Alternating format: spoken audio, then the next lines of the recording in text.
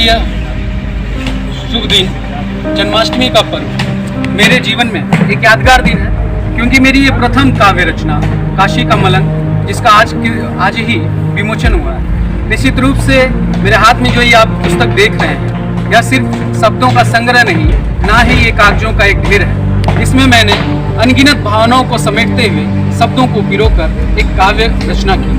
मैंने इसमें सामाजिक तौर पर मानवीय जीवन में आने वाली चुनौतियों को और समाज में जो व्याप्त बुराइयां हैं उन पर कटाक्ष करते हुए मैंने किसान की पीड़ा को लिखने का प्रयास किया है।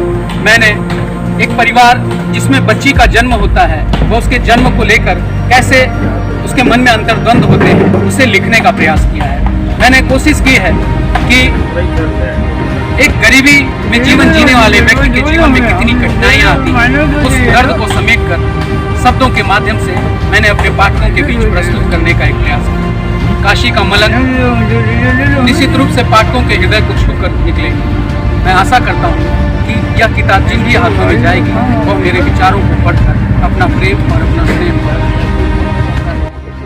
मैं अमित पांडे, प्रदेश संगठन मंत्री, all India NPS employees federation.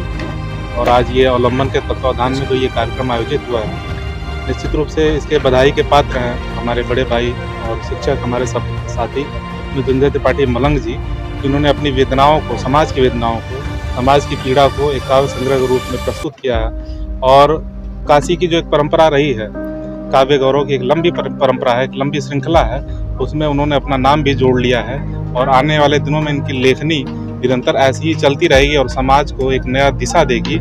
इस विश्वास के साथ, इस उम्मीद के साथ मैं पुनः एक बार बड़े भाई को बधाई देता हूँ कि वो शिक्षक होने के नाते जो एक समाज के जो एक आधार स्तंभ हैं और एक लेखक होने के नाते हमेशा समाज को एक उचित दिशा, एक उचित राह दिखाएंगे।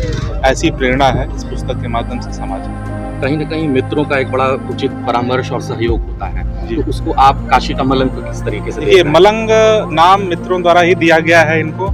और मलंग अपने आप में एक फक्कड़ व्यक्तित्व का नाम है, एक ऐसा फकीर जिसको किसी चीज़ की चिंता नहीं है। और एक आप जानते होंगे कि हिंदी के एक बड़े कवि सूर्यकांत त्रिपाठी निराला जी भी मलंग थे, फक्कड़ स्वभाव के धनी थे। उन्हीं की परंपरा में ये है कि राह चलते हुए कोई अगर पीड़ा और वेदना इनको दिख जाती है तो उसको ये कलम के माध्यम से, शब्दों का इनके पास वो भंडार है और माँ सरस्वती की कृपा है कि उसको एक मूर्त रूप देके और किताबों में रचना कर पाते हैं। तो ये माँ सरस्वती की कृपा है इनके ऊपर। और बधाई इनको इसलिए दे रहा हूँ कि भविष्य में ये अपने अन्य रचनाओं के माध्यम से हमें समाज के लिए प्रेरित करते रहेंगे, अच्छे कार्यों के लिए। और जो सामाजिक कुरीतियाँ हैं, जो सामाजिक दुष्प्रथाएँ हैं, उनके खिलाफ भी इनकी लेखनी ऐसे निरंतर चलती रहे। बाबा विश्वनाथ से भी प्रार्थना है, मंगल कामना है, ऐसे ही बढ़ते रहे।